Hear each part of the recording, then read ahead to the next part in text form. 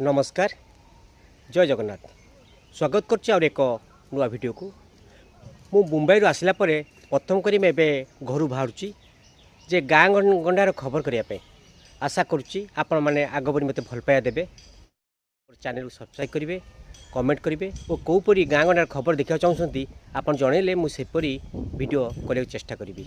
नमस्कार जय जगन्नाथ मैं बाहर मो गाँव बाहर मो घर बाहर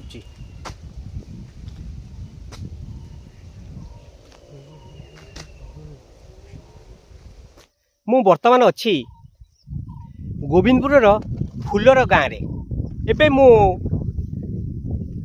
ओडिशा ओडिशा आसबार कारण तो घर तो आसी बुलिया को आसी सहित मु आपन देखौची ओडिशार गाँ गंडार खबर एथिरे आपन मो विभिन्न गाँव रे थिबा विभिन्न दुकान चाष बास पनीपरिबा बजार आपन ये वीडियो रे देखिपारे मुझे किसी 5-10 दिन ओडिशार अच्छी या भितर मो जेहेतु मो गाँ कटक सदर फुलगरा पाखे गाँ से तू मु आपनकर पूरा गोविंदपुर जा कवर करी एथे आप देखिए गोविंदपुर भितर विभिन्न गाँ गंडार दुकान बजार बजार हाट पनीपरिबा आप देखा पाइबे। एबे देखंतु फुलर गाँव केमती चाषी मैंने चाष करते वर्ष चाष कले आ चाष करी कौन करमी परिवार भरण पोषण कर संपर्क पचारि बुझा से पाखर शुणा पनीपरिवार चाष संपर्क में जीवन संपर्क में से कौन कहते मुहर शुणु।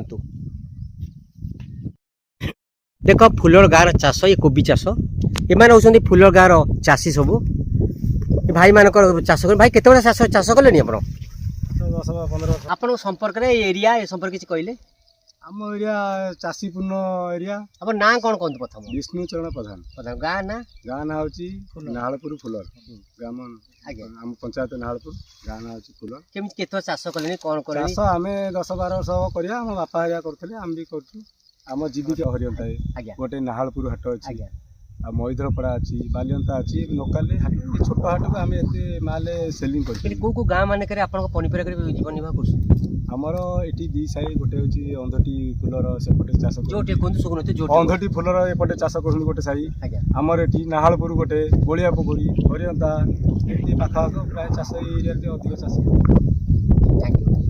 आम देखुले भाई की पचार बुझुली केमती चाष कर प्रवासी ओडिया गाँ गंडार खबर करुच्ची आप देखु गोटे चाष कर जीवन निर्वाह कर खुशी लगुच आज्ञा बजार में किणा अपेक्षा गाँव देखिए सुंदर लगुच के सुंदर लगुच देखो आउ जड़े चाषी भाई पचारि बुझा मतामत नवा केम चाष कर कौन कर आउ जड़े भाई की पचारि बुझा भाई आप ना कौन कहले मना विजय कुमार कौट घर कौटी आप अंधटी कहले कौन केत वर्ष चाष होनी केमी कौन कर मो चाषी मो पाखक आसतु पाखे 5-6 वर्ष है कम कर कौटी ये बाबू पाखे कम कर निज बसुची कौन कर पनीपरिया माने मागे दौते तो गला आज्ञा आगे पूरा वर्ष 12 मास चाष करती माने हां कौन ये जो केते पैसा आप नियंती पाती परिवार पोषि पारती कम से कम 8-9 हज़ार ये पनीपरिया प्रति है देखो मजार के खुशी पनीपरिया निज गाँ छाड़ी निज भिटा माटी छाड़ी दूर को जाऊना चाष कम करने ये पेट पोषुंट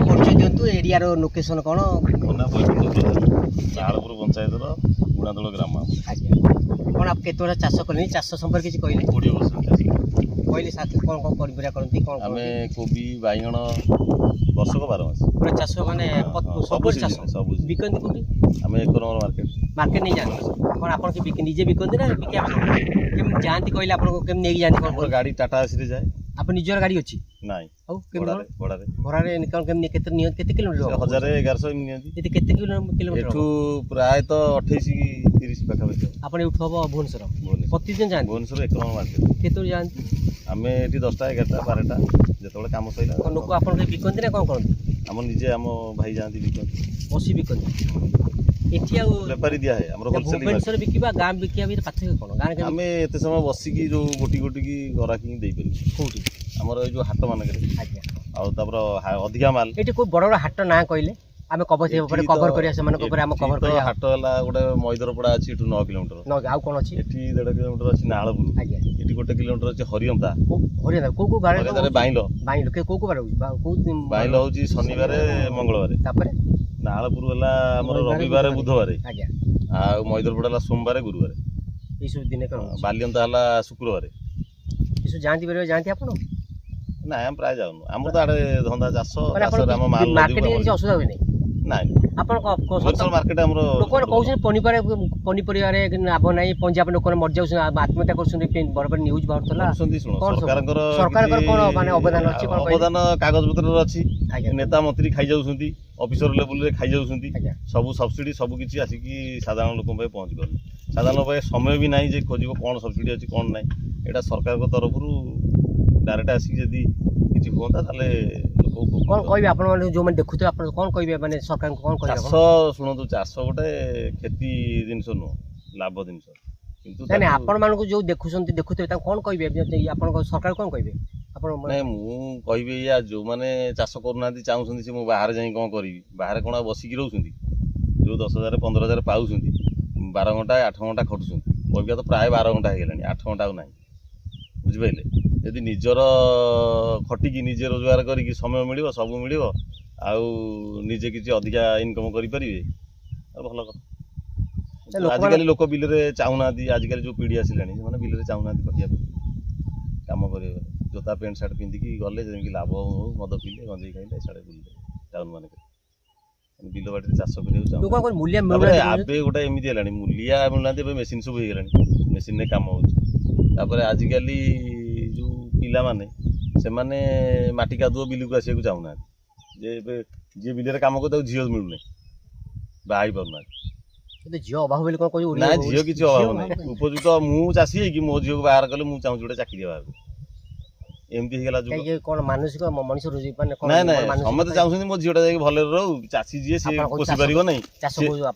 ଆମେ କହିଲେ କ'ଣ ହବ? ଲୋକ ବା କହୁନାହାନ୍ତି, ବାହାରେ ଲୋକ କହୁନାହାନ୍ତି, ସିଏ ଚାହୁଁଛନ୍ତି ଚାଷ ଯିଏ କରୁଛି ମୋ ଝିଅ ଯାଇ ସେଠି ଖଟିବ, ଆଉ ସିଏ 2 ପଇସା ପାଇବ ନାହିଁ, ଚାଷୀ ତାକୁ ବୁଲେଇ ପାରିବ ନାହିଁ।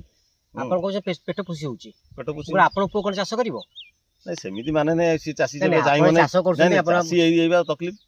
ଚାଷୀ ସବୁବେଳେ ଚାହିଁବ ମୋ ପୁଅ ଗୋଟେ କିଛି ବାହାରେ କରୁ, ମୋ ପୁଅ ନହେଲେ ବାହା ହେଇପାରିବନି।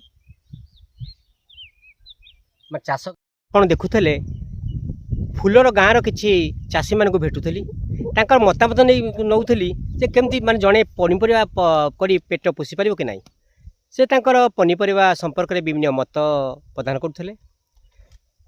ସେ କହୁଥିଲେ ଯେ ଜଣେ ପନିପରିବା କରି ଜଣେ ଭଲ ପେଟ ପୋଷି ପାରିବ, କାରଣ ସେମାନେ ବି ବର୍ଷ ସାରା ପନିପରିବା କରି ପେଟ ଭରଣ ପୋଷଣ କରୁଛନ୍ତି, କିନ୍ତୁ ଚାଷରେ କେମିତି ଲାଭ ନାହିଁ। କାରଣ ଆଜି ତାଙ୍କ ଭଲ ଜିନିଷ କହୁଥିଲେ, ସେ ଚାଷ କଲେ ବି ମୁଁ ତାକୁ ପଚାରୁଥିଲି ଯେ ଆପଣଙ୍କ ପୁଅ କ'ଣ ଚାଷ କରିବ? ସେ କହିଲେ ନା ଆମ ପୁଅ ଚାଷ କରିବନି, ଚାକିରି କରିବ। ମୁଁ କାହିଁ ନା ପୁଅ ଯଦି ଆପଣମାନଙ୍କର ଚାଷ କରିବ ତାଙ୍କୁ ଝିଅ ମିଳିବନି। ଆଜିକାଲି ଝିଅ ମିଳିବନି, କାରଣ ଝିଅମାନେ ସେମିତି ବାପା ମା' ମାନେ ଚାହୁଁଛନ୍ତି ତାଙ୍କ ଝିଅମାନେ ଚାକିରିଆ ପୁଅକୁ ବାହା ହୁଅନ୍ତୁ, କାରଣ ସୁଖରେ ବାହାରେ ଯାଇ ରୁହନ୍ତୁ।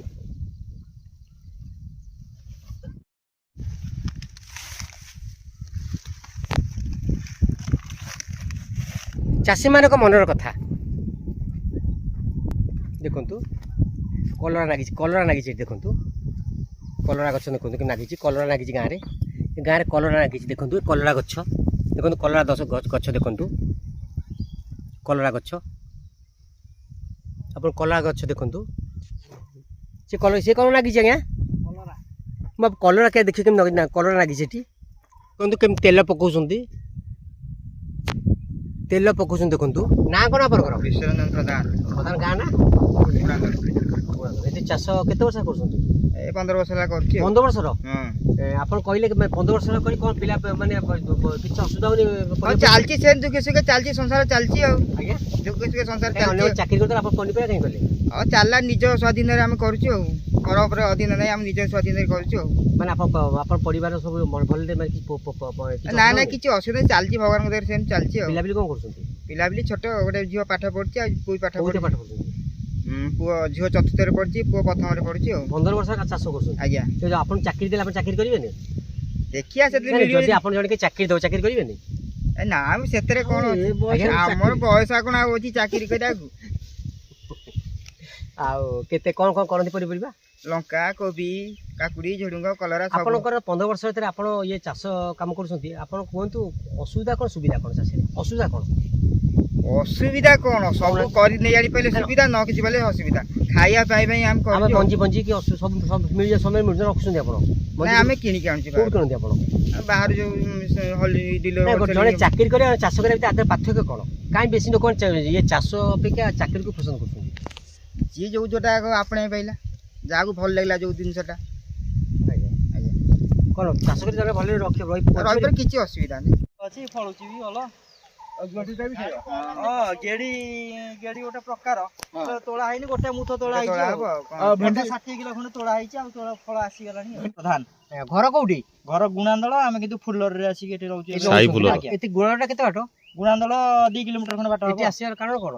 ବାପା ହାରିକା ଯେ ବାପାଙ୍କର ବାପା ଯିଏ ଆସି ଏଠି ରହିଛନ୍ତି ଘର କରିକି, ଆମେ ଏଠି ଆସି ରହୁଛୁ ଆଉ। ଆପଣ ଚାକିରି ନକରି ଚାଷ କରୁଛନ୍ତି? ମୁଁ ଗୋଟେ କମ୍ପାନୀରେ ରହିଥିଲି, ପ୍ରାୟ ଆଜ୍ଞା, ତାମିଲନାଡୁର କମ୍ପାନୀ ଗୋଟେ ରହିଥିଲି, ଏଠି 15,000ରେ ଛାଡିକି ଆସିଛି ଆଉ। କ'ଣ ଲୋକମାନେ କହୁଛନ୍ତି ଆମେ ବମ୍ବେ ଯିବୁ, ଦିଲ୍ଲୀ ଯିବୁ, ତାମିଲନାଡୁ ଯିବୁ, କାମ କରିବୁ, ବାହାରେ କାମ କରିବୁ, ଆପଣ କହୁଛନ୍ତି ଚାଷ ଇଏ କରିବା ପାଇଁ? ଯୋଉମାନଙ୍କର ସଂସ୍ଥା ନାହିଁ ସେମାନେ ବାଧ୍ୟ ହେଇକି ବାହାରକୁ ଯାଉଛନ୍ତି। ତାଙ୍କର ତ ବିଲ ବାଡି ଭଲ ମନ୍ଦ ଅଛି, ଆମେ ଫସଲ କଲୁ, ଆଉ ଦାଦନ ଖଟିବେ କାହିଁକି? କାହା ଅଧୀନରେ ବି ଆଉ କରିବାକୁ ଆଉ ମନ ପବିତ୍ର କ'ଣ ରହିଲା ଘର ଗୁଣାନ୍ଦ। ଆପଣ ଚାଷ ସମ୍ପର୍କରେ କ'ଣ କେମିତି ଚାଷ କରୁଛନ୍ତି, କ'ଣ ଅଭିଜ୍ଞତା କେତେ ବର୍ଷ ଚାଷ କଲେ? ମୁଁ ଚାଷ କରିବା 10-15 ବର୍ଷ ହେଇଯିବ। 10-15 ବର୍ଷରେ ଆପଣ କୁହନ୍ତୁ କେମିତି ଆଜିର ଯେଉଁ ପିଢ଼ି ମାନେ ଲୋକମାନେ କହୁଛନ୍ତି ଚାକିରି କରିବୁ, ଚାଷ କରିବୁନି, ଆମେ ବାହାରେ କାମ କରିବୁ, 10-15 ପାଉ ବାହାରେ କାମ କରିବୁ, ତାଙ୍କୁ ଆପଣ କ'ଣ କହିବେ? ମୁଖ୍ୟ ପ୍ରୋବ୍ଲେମ ହଉଛି ଯୋଉମାନଙ୍କର ସଂସ୍ଥା ନାହିଁ, ଆଜ୍ଞା ବିଲ ବାଡି ଭଲ ମନ୍ଦ ନାହିଁ, ଭାଗତ ବକରା ଭଲ ମନ୍ଦ କରୁଛନ୍ତି, ଆଜ୍ଞା। ସେମାନେ ଗୋଟେ ବର୍ଷ ଫସଲ କଲା ପରେ ଯଦି ଲସ୍ ହେଇଗଲା ସିଏ ଆଉ ହାରାସମେଣ୍ଟ ହେଇଯାଉଛନ୍ତି। କିନ୍ତୁ ଆମର ଯେତେବେଳେ ବିଲ ବାଡି ଅଛି ଆମେ ବାଧ୍ୟ ହେଇକି କରିବୁ ଚାଷ। ଚାଷ କଲେ କେଉଁ ବର୍ଷ ଲାଭ କେଉଁ ବର୍ଷ ଲସ୍ ସବୁ ସହିବାକୁ ପଡ଼ିବ। ଆଉ ଆମେ ସବୁବେଳେ ଭାବିବା ଆମର ଲାଭଟା ଆସୁ ଆଉ କ୍ଷତି ନ ହଉ, ସେଇଟା କେମିତି ହେବ? ତେଣୁକରି ଆମେ ଯେତେ ପ୍ରକାର ଫସଲ କରୁଛୁ ଆମର ତା ଦେହରେ ଲାଭ ଆସୁଛି, ତା ଦେହରେ ବି ଲସ୍ ହେଉଛି। ମାନେ ଜଣେ ପେଟ ପୋଷି ପରିବାର ପିଲା ଆରାମରେ ପାଠ ପଢ଼େଇ ପାରିବ, ପଢ଼େଇ ପାରିବ। ଘର ଦ୍ୱାର ଯେଉଁ କରିବ। ଏଇ ଦେଖନ୍ତୁ ଏଇ ଯୋଉ ଘର ଦ୍ୱାର ହେଇଛି ସବୁ ବୁଲିଲେ ଦେଖିଲେ, ହଁ ଏଇ ଯୋଉ ଘର ଦ୍ୱାର ହେଇଛି, କ'ଣ କିଏ ଗଭର୍ଣ୍ଣମେଣ୍ଟ ସର୍ଭିସ ବାଲା କେହି ଜଣ ଅଛନ୍ତି? ଗଭର୍ଣ୍ଣମେଣ୍ଟ ସର୍ଭିସ କେହି ନାହାନ୍ତି, କେହି ଗଭର୍ଣ୍ଣମେଣ୍ଟ ସର୍ଭିସ ବାଲା ନାହାନ୍ତି। ସବୁ ଫସଲ କରିକି ଚାଷ କରିକି ଘର ଦ୍ୱାରା ସମସ୍ତେ କେବଳ ଚାଷ ଉପରେ ଡିପେଣ୍ଡ କରୁଛନ୍ତି, ରୀତିମତ ଚାଷ କରୁଛନ୍ତି। ଆଉ ଆମେ ଫସଲଟା କରିବା, ତା ଯଦି ଠିକ୍ ଟାଇମରେ ଖାଦ୍ୟ ନ ଦେବା, ଗୋଟେ ମଣିଷ ପିଲା ଯାହା ଫସଲ ହେଉଛି ସେଇଆ। ଦେଖନ୍ତୁ ଭେଣ୍ଡି ଦେଖନ୍ତୁ ଦିଆହେଇଛନ୍ତି,